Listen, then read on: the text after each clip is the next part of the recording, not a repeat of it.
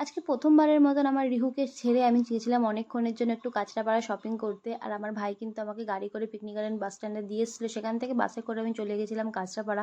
আর pregnant হওয়ার পর না শুধু ডাক্তার দেখানো ছাড়া আমি না বাড়ি থেকে একদমই বেরোতাম না।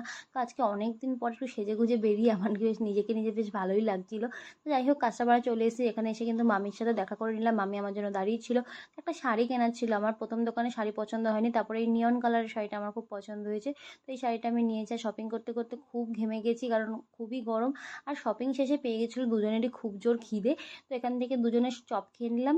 আর তারপরে খেয়ে নিলাম দুজনে ঠান্ডা ঠান্ডা লস্যি। আর তারপরে মামি কিন্তু মামির মতন বাড়ি চলে গেছে আর আমিও বাড়ি চলে এসেছি।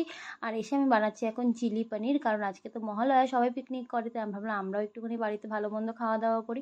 আর বাড়িতে এসে দেখছি আমার ছেলে কিন্তু একদমই আমার মাকে ডিস্টার্ব করেনি। জানে মা নেই, দিদাকে ডিস্টার্ব করে লাভ নেই। আর মা বানিয়েছিল রুটি, রাত্রিবেলা চিলি পনিরের সঙ্গে রুটি দিয়ে ডিনারটা কমপ্লিট করলাম। এই ছিল আজকের মিনি ব্লগ। Okay bye.